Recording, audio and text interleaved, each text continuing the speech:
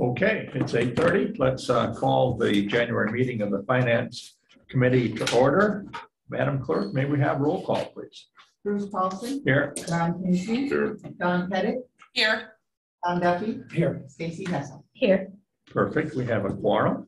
Pledge of allegiance, please. I pledge allegiance to the flag of the United States of America and to the republic for which it stands, one nation, under God, indivisible, with liberty and justice for all. Thank you. Clerk, did we comply with the open meetings law? This meeting has been noticed to the public and news media as required by section 1924 of the Wisconsin statutes. Good, thank you. The agenda is before you. Any questions or comments on the agenda? It's been published, okay. Then we'll go on to public comments. If any member of the public has a comment on something that's not on the agenda, now would be the time to speak. Yes, ma'am. Linda Zilmer, 902 Holly Hill Lane, Edgewater, Birchwood, Wisconsin, at Edgewater, property owner and taxpayer. This committee in the past has discussed developing a prioritization and a policy for awarding ARPA funds and considering ARPA fund requests. And I guess I haven't seen follow-up to that, and we're in the committee and the board is receiving. It's on the agenda. Is it? Okay. So I just had seen the housing authority request and wondering, where that would be on your development before more requests come forward. Thank you. Okay, thank you. Next item is the approval of last month's minutes. I entertain a motion to approve if everybody agrees with it. I'll make that motion. Okay, second. Okay, motion's been made and seconded. Any discussion? Hearing none, all in favor, aye. Aye. Opposed, nay. Motion carried. Mr. Hoff, you want to talk to us about the code modification update? Yes, again, in each committee, we've been putting this on agenda, so you have the links to the ordinances, the code of ordinances that we've developed over the past year. Word went out to the county board members and department directors to review those ordinances under their purview to make sure that everything is the most current ordinance and contains the information that you think should be out there. This has been a project at least a year in the making as far as going through all the old records and combining them. So it'll be a great thing once it gets put together, and hopefully we'll get that before the board this month. We've just had some minor changes brought to our attention that we're working through, but if you've got questions or comments or changes that we need to look into, please notify myself or Lynn and we can address those. Okay, good. Any questions for Mr. Hoff? Okay, very good. Which Mike or who wants to take the ambulance billing? I can do it. Okay, so as you know, we put out RFPs for bid in the month of December. Early January, we received 7 bids from vendors that we've looked at. Nate and I have kind of been going through them. We've narrowed it down to 2 vendors that we're pursuing for additional information at this point. I was hoping to catch up with him yesterday, but he was at a conference. So we're down to 2, but we haven't really selected the final one yet. Okay, so when you select it, is there a role for this committee? I mean, do we have to approve it, or is that just an administrative decision? Not just, but administrative. Well, we are complying with the procurement policy that the board approved. So I think it's more just informational because this is a major concern. Obviously, it's the company that generates the billing for the revenue that we receive for the ambulance service. So I think it's interesting. We did receive more responses than I thought we were going to. Didn't we get like 7? Yeah, we have 7 that were received timely. There were 2 additional ones that we received after the deadline, so we disregarded those. How do the candidates differ? Well, So some of them, their RFP is, they'll charge on a per run basis only. Some will do on a percentage of net collections only. Some will do a combination. That's probably the biggest differences. There's difference in size of companies. Some of the companies are small. Some of the companies are large and they have other positions. You know, there's HIPAA oversight, there's IT oversight, just, you know, the size of the company. How about aggressiveness in there? Can you measure that? Well, we have been calling a few references that the companies list and asking them those sorts of questions. For the most part, the two we're looking at, they're the people we've talked to, other EMS firms, they're happy with those particular firms. And if we find someone, why don't you pick one? Do you have a contract for a year? Yes, or yes. less than that? Yet that will yet to be negotiated.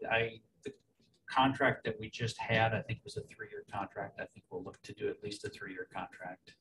There is a lot of work in converting the billing system and the receivables and the Medicare payment structure to a different company. So it's not anything you want to redo every single year. So I think, you know, that's why it's important to pick a good one.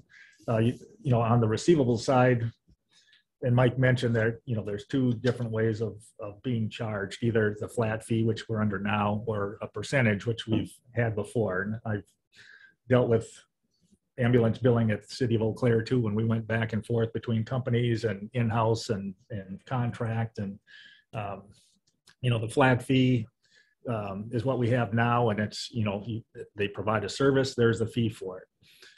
Under the percentage, it's percentage of that collected. So there is theoretically a bit more incentive for them to do things properly and timely and correct. And I think we're kind of leaning to go back to the percentage kind of thing to give them more incentive to make sure things are right. And then getting the reporting from the company too, that, you know, they can calculate a percentage on a percent collected. And there's a metric for that. And we need to have better reports so that we can keep track of that. Our other company didn't do so well on that. And that's why we kind of got behind on a few things. You know, it's easy on these collections. The easy ones are anybody can collect. But the hard ones, do they really go after them or do they just let them sit there? So I think references are really important. Yeah, and when it gets to the collection phase, you know, in Wisconsin, we've got the Wisconsin Debt Collection Service. So those get turned over, you know, when there's a social security number or driver's license, that can be submitted to Wisconsin Debt Collection. And then they are pretty aggressive and, you know, and they can do more things than a collection agency can do as far as, you know, taxes, confiscating tax returns and those kinds of things. So, you know, the real key is to get information from us so that they can bill it timely and correctly the first time. And then we have better success at getting payment. Any more questions on the ambulance billing? So you'll have more information next month. Cool. Yeah, we should be implementing by then. All right, then the next item on the agenda is a resolution to reflect the receipt of the TAD grant. Mike, or Tom, you want to talk about? Go ahead. All right, well, I believe as part of the courthouse, receiving the second judge, I believe we're required to get a TAD grant. Is that correct? To implement Well, the we're program of required to have a treatment court. And so as part of the treatment court, this grant will help us establish that treatment court. So this is an important step in the whole process. So we were awarded this grant. And so this is the resolution that authorizes the acceptance of that grant and the expenditure or the authority to spend that money. right. Yeah. Okay. And so we're just recognizing the state portion because the match portion is built into the budget already. Right. So, Okay. So you're recommending approval of this Yes. resolution. Okay.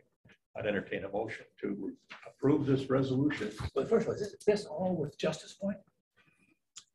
Justice Point, yes, will be, I mean, they're the ones that helped us write the grant, actually wrote the grant. And so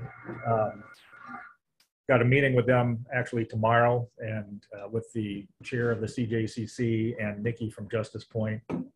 to go over kind of coordinating this effort on the implementation of, what is happening next. Well, right now, there's so many OWIs in the county, they are over their limit. So a lot of these people, they just can't take.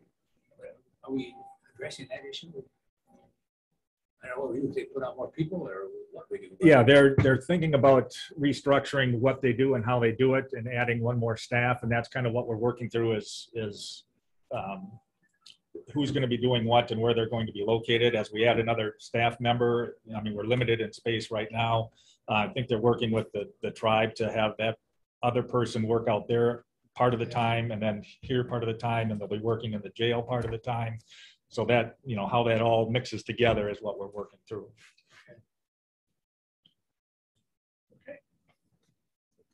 Okay, motion's been made to approve this resolution and send it on to the county board. I'll second it. Motion's been made and seconded. Any discussion? Hearing none, all in favor, aye. Aye. Opposed, nay. Motion carried. Next item is a resolution to, I guess, take some money from the contingency to pay for recruiting. Yeah, so as you know, Tom has given his intent to resign. And so there's been a ad hoc committee, I guess, established to pursue the replacement of that position. And we're transferring some money from contingency to cover the recruitment process. The resolution is for up to $20,000, but I think the bid came in a little less than that, but 15 to 17, yeah. probably. So if we only need the 17, then we'll only transfer the 17. Right, no, it's up to, okay, Yeah. yes, Ms. Hessen.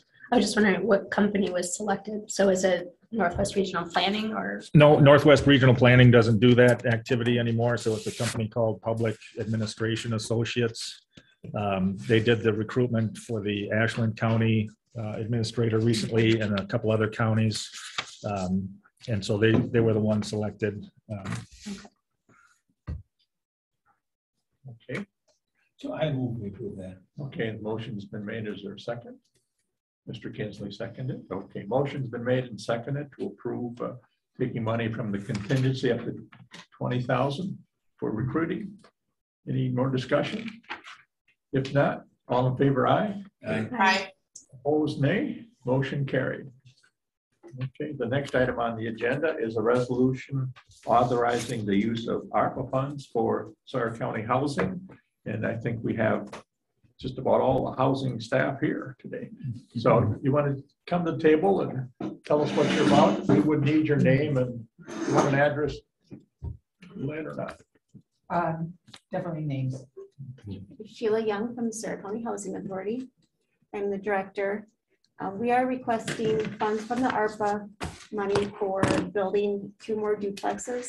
We own the Somerset Acres property, which is just south of Hayward off Highway 27. There's 6 duplexes built there now. There's space to build 2 more. And so we're requesting the funds to help offset a mortgage. The Housing Authority will contribute the land, obviously, and then $50,000 is about all we would really have of funds of our own available. And we would still have a mortgage of $370,000. So the point of this, again, is just to keep our mortgage to a reasonable level so that the rents can be maintained at something that can be affordable for like the workforce housing. That is our goal. We primarily work with the lower income households, but we have been over the years purchasing different properties as we can and then keeping those rents on the lower side. Just targeting the people that are just above our income guideline that don't really qualify for the assisted type housing, but yet they are still working and struggling, and it's difficult, to maintain rent. We've worked with housing for a lot of years. We're trying to expand where we can, and right now with the building costs, it's just really difficult. I don't know if you have any particular questions or. Can I just confirm the amount you're requesting is 300,000? 300,000, yes. Okay. Yes. So are we losing workforce housing or? We are. We really are.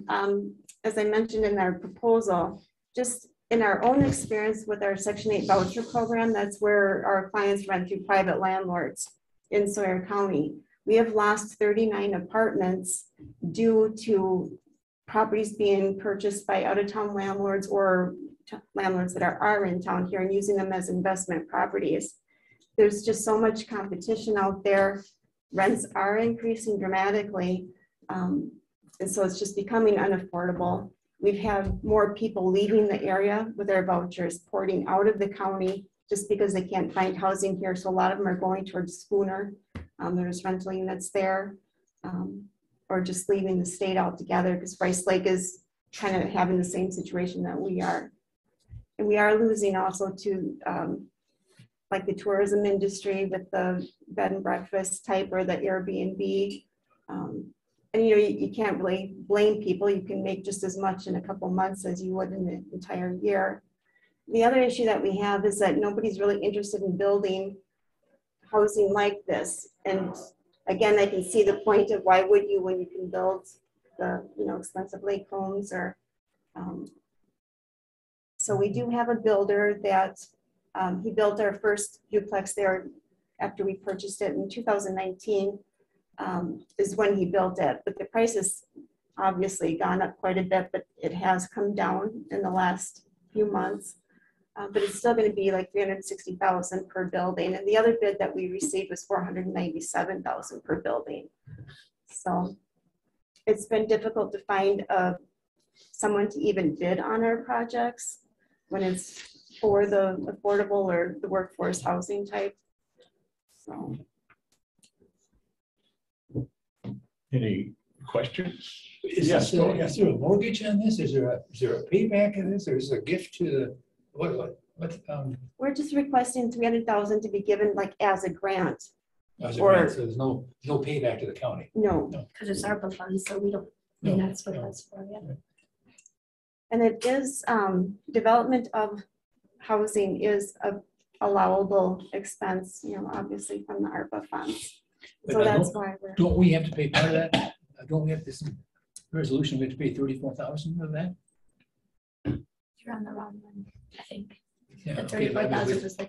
it's all grant, all our ARPA funds. Because the county doesn't put the money in themselves.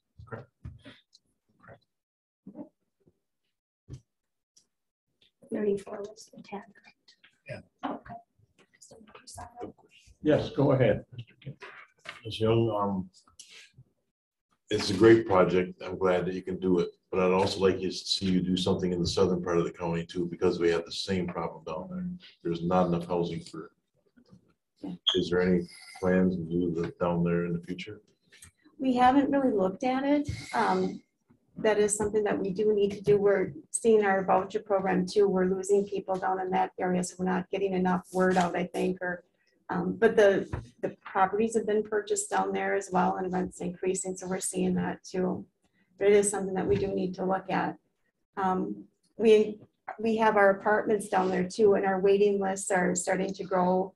It's been easier to keep those units full, whereas before, like the Excellent area was always kind of difficult. But we've been having a great vacancy rate, thanks to Jen here in our office. She's doing a great job with that, but yeah. Is it the reason you're building it here is because you own the land? Right, Okay. right. That's the advantage that we do have is the property's there and it's been zoned to be able to hold 2 more units. And then that would be it. What would it take to have more workforce housing in the southern part of the county?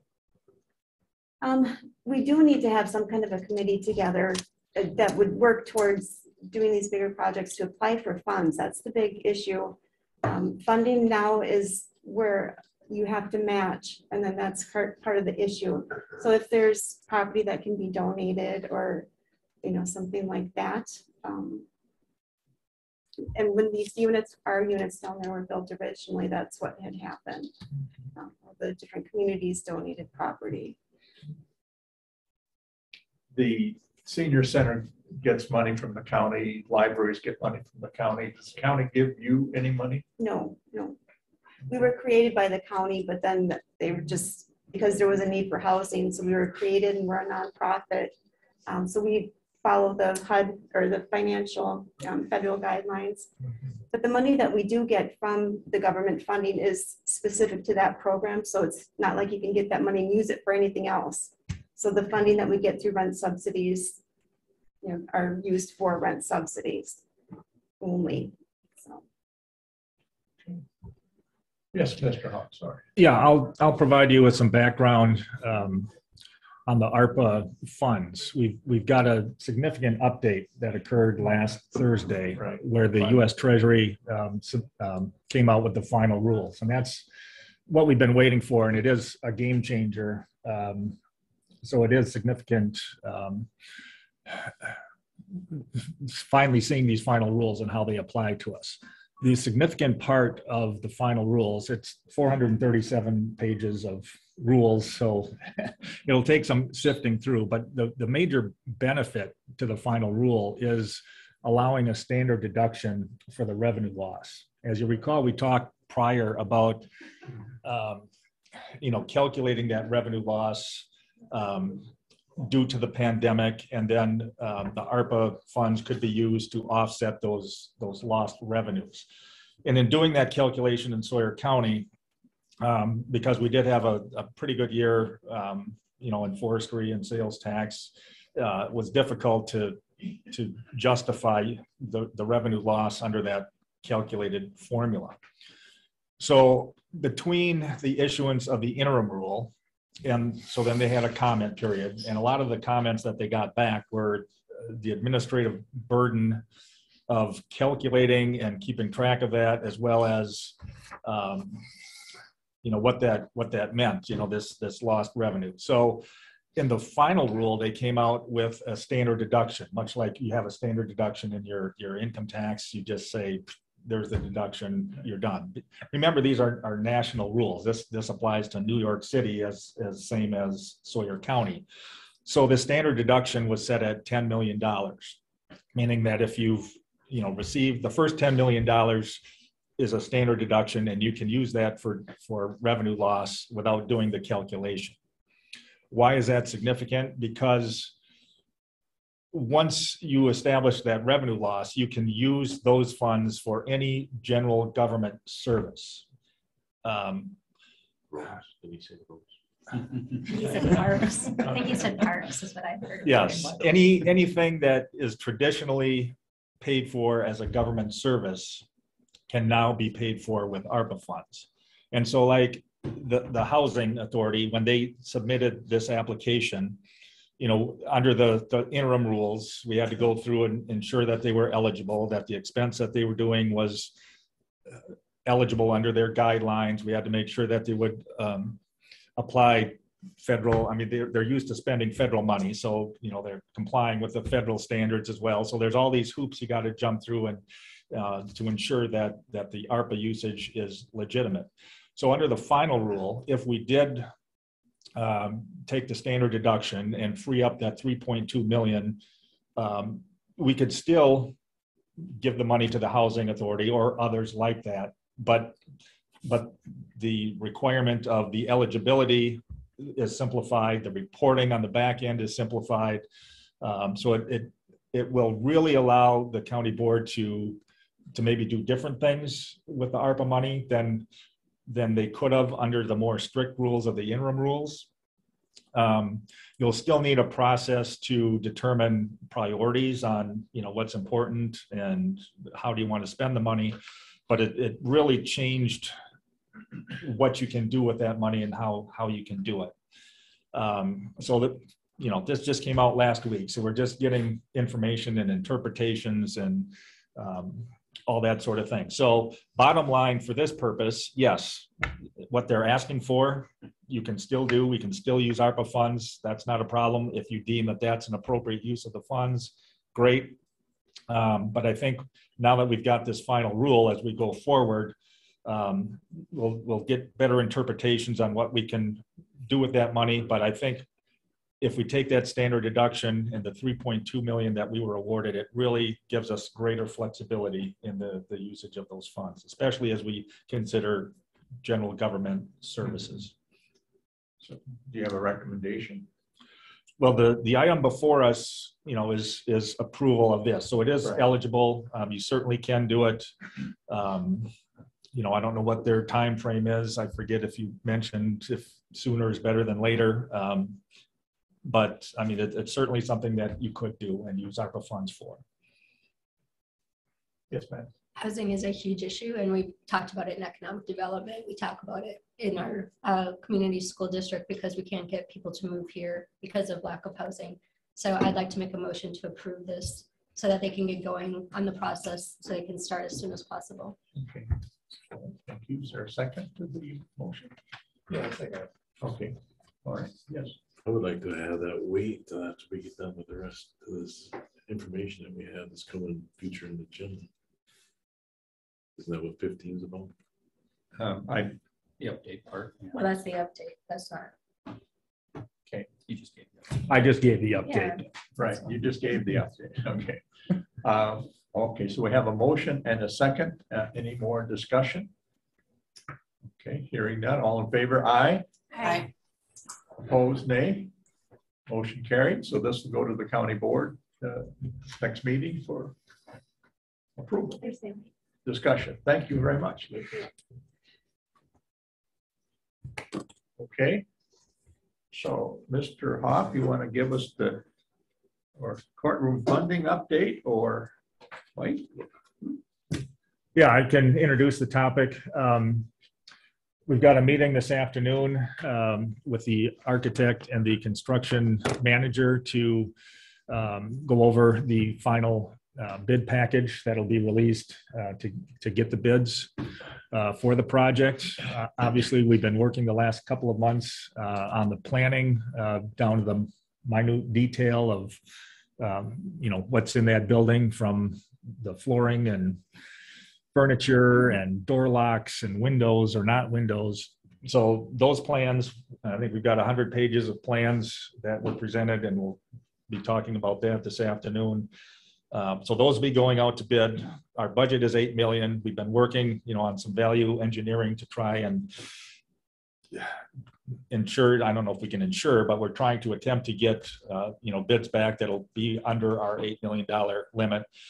And just looking at contingencies, if we get under there, that's great. If we don't, what happens? I think we've sliced and diced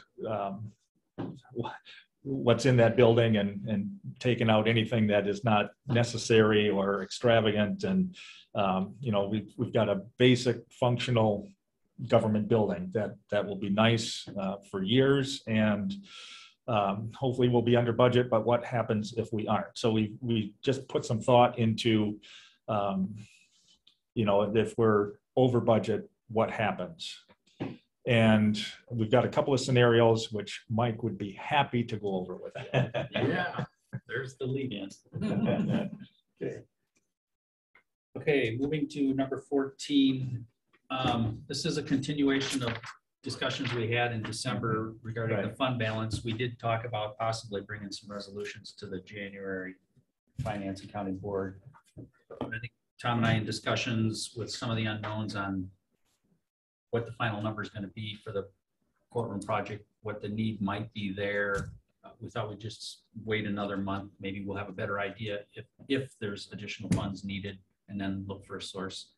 So I did include in your packet just a projection on the fund balance, but I think timing wise, we'd like to wait another month before we kind of make a final determination. But I did identify, so we've got almost 5 million fund balance at the end of 2020. Got a projection there on what's going to happen in 2021. We're going to transfer to Human Services. I don't know that final amount yet, so we're estimating $750,000. So that gives us an unassigned fund balance of about 50% based on the formula we use, which is high. We want to be more in the 20 to 30% range. But we have some areas where we're going to have some funding needs in the future. And so we're looking at making some designations to fund balance for those specific purposes. One of them being the Health and Human Services out of county placements.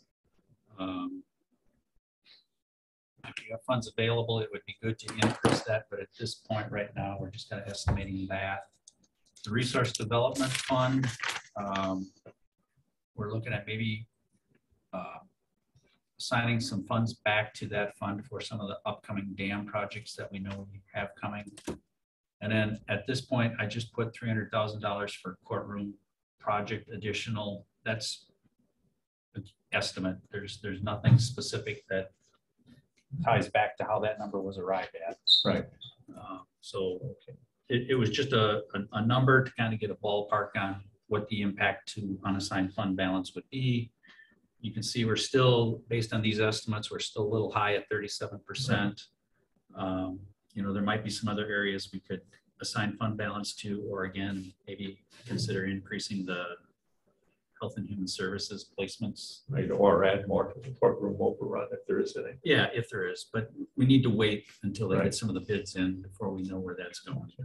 And that's just one option on these courtroom projects. If there is additional needed, that's one option for Right. covering. There are other options for covering Right. the shortage. When are we going to, I guess, let our bond bid or something out so that we can lock in our interest rate? Yeah, so the, I think I had that somewhere. We do well, we're working on the official statement that's needed for issuing the bonds. So we've been working with Brian Della on that. And so the initial resolution would probably go to the board in February. We'd get bids and then present a final resolution in March, and then the settlement would happen in April. We've got meeting with Moody's scheduled for March 1st. That's where we meet with the rating agency to get a bond rating for that. So that's March 1st. And we're working on, we've got some questions that they've asked that we need to get answers to, which we'll prepare. So we're ready for that. So the probably the February meeting is where the you'll know what the rates are. Okay, so that's when we'll lock in the interest rate.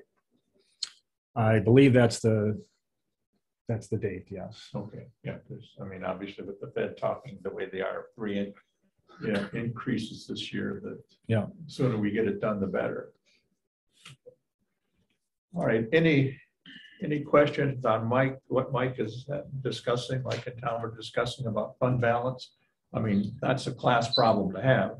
Yeah. So how much money would we have if we took the fund balance down to 30%? How much would we have? Yeah, how much So extra money additional- would we free up? Well, from the 5.3 we have there, Yeah, that 7% could be another 400,000 or 500,000 maybe. right. Okay, I was thinking about $500,000. Yeah. So, okay. Yes, Mr. Yeah, just a final comment on that. You know, you say it's a nice problem to have, and it is, and it's the result of, you know, our budget architect, Mike Keefe, you know, working the last 5 years on, you know, structuring these budgets and keeping an eye on things and building in a cushion for us to proceed the next year, which then helps us. And fortunately, we've had some good years, sales tax and forestry wise, and that's a good thing to have, because then that cushion is there for when things, you know, turn down. And I think using fund balance and stocking it away for capital projects or some of these other things is a good idea. You know, we've also got the infrastructure money that we don't know how much is coming Sawyer County's way, but that would be used for potentially dams, road work kind of things. Gary's keeping an eye on that as far as highway projects, to be ready for when that money comes down. You know, we've got the opioid money coming in that'll help us in that endeavor. You know, we've got the ARPA money to spend yet, but as far as the operating budget, you know, we're sitting pretty good at this point, and I think it's a good time as we prepare for the future. I mean, it's a good time for me to step away because we've got, I mean, we're in a pretty good position. We've got these other funds that somebody's going to have to plan, you know, for its future use. And I don't plan on being around that far in the future. So timing wise, personally, it's just a good time to make a break and let somebody else help plan for your future. And Somebody else to spend the that's, money. yeah, so that's my 2 We cents. also for the have day. the carbon credit possibility to. Correct. funds. Yes. Yes, Mr. In the sheriff's department, I heard talk of that in the old building, we're gonna have to redo the floor. We heard stuff about that. Heard them talking about it. Do we have any dollar amounts? I haven't seen them. Yeah, I think they're trying to determine how extensive that really is. I think I think it was made out to be a bigger problem than it will probably end up being. I think something needs to be done, but I don't think it's real extravagant. Just was thinking of that because of this. All right. So any questions for Mike? So Mike, with the expectation would be that you'll bring something more definitive back in February? Yeah, when we know more of what's going on with the courtroom side of things, that'll determine what's available for other stuff. Sure. Okay. Yeah, right. There's not a timeline that we need to adhere No. to. We can do this up until the auditors do their audit report. Right. So, Is there a problem now with the opioid fund? Is there some opposition now to that distribution or something? No, there was a lawsuit, not to the settlement that we just looked at. It's one of the other ones. But the opioid settlement that we approved in January, because there was in December, because there was a January 6th deadline. So Wisconsin got their ducks in a row and got all their approvals in. So the state of Wisconsin sitting good. They did extend the deadline from January 6th out a bit there was some other areas of the county that because of the holidays and everything else couldn't meet the deadline. So it's going to be a bit delayed on when we see funds, but we will still see funds from that settlement. There's a couple other lawsuits that are still out there and pending and being argued about, but I think this one is moving along as it should. So we'll see funds, probably the first payment in April or May, which means probably May or June. And then another payment in July is what we're hearing So there now. were some lawsuits filed challenging this thing, but ours is okay. Yes, as far as, and we had a conference call with the attorneys Tuesday, and they're still confident that we're in good shape. have we researched, I'm sure we have, what the restrictions are, where we can spend that money and where we can't spend that money? Yeah, that's another whole list of, But it's not 400 Next pages person. like the ARPA. yeah, it's, it has to be, to remediate the opioid crisis. So, so it'll dovetail nicely with, the work that the CJCC is working Right. on and the treatment court and, Sure. and some of the, health department programs. Right. Okay, very good. Any more questions on fund balance and general questions that Tom discussed? Okay. You want to talk some more about the ARPA funds? Or did you already do that? Yeah, so I had made a suggestion to put that up before the other one, which is why I kind of rambled on about it before it came up on the agenda. But no, that was my speech about, the ARPA funds. As I said, the final rule just came out last Thursday. We did have one discussion with WCA on Monday, and then there's going to be more information coming out interpreting what that final rule means for us. The Treasury, there was a webinar yesterday on that, or was it Tuesday? I don't know. The days all flow together, but the U.S. Treasury put out a webinar where they explained, in an hour. So, these things are going to kind of float out and we'll get a better handle on exactly what it means. But the bottom line is that it's going to be much more flexible and simple for us to use those funds. That doesn't mean you don't need to think about priorities and what you want to use it on. It's just going to be easier to do once you decide. But how do we set the priorities? I sound like a broken record here, but we need to have a process. I think we need to have a process to set priorities. Yep. And so, there should be some exercise, we kind of generally know housing is one, broadband is one. You know, as we kind of hear from what the committees are talking about, but yeah, that's one of the planning things that needs to happen. Okay. So who's got the ball and when do we see something? You can talk to your next administrator about that. Okay. Well, but I mean, realistically, I mean, when are we going to have the next administrator in place? Middle of the year, maybe? Perhaps by the end of April, we'll know more today. Perfect. Okay. All right. Very good. So what happens in that interim of him leaving and, because aren't you leaving in February? I'll be leaving in probably March, and that's, Okay. we're determining Got it. that, but I'd like to at least stay through the, you know, that March 1st bond agency meeting, the committee meetings through March. I did schedule an obligation during the week of county board in March, thinking optimistically. So that's kind of what we're working with now. Perfect. Okay. So what happens in the meantime? Right. We grow through it because that's what we've done in the past. Okay, good to know, thank you. Okay. All right. So that, any more on ARPA funds, or other than you're just going to pass the ball on to the new administrator? Yes. Okay. Yes. All right. I guess anything else on the agenda, any future items, anything you want to talk about? We do have a new treasurer. We probably should welcome her. Okay. Well, new treasurer, welcome. Thank you. Thank you very much. Great to be here. You're going to stay with us for a while now, after you've seen us? I've been here for a while. I do plan to stay. Very good. Thank you. Welcome aboard, JD. Thank you. Thank you so much. Okay, very good. All right. Anything else on the agenda?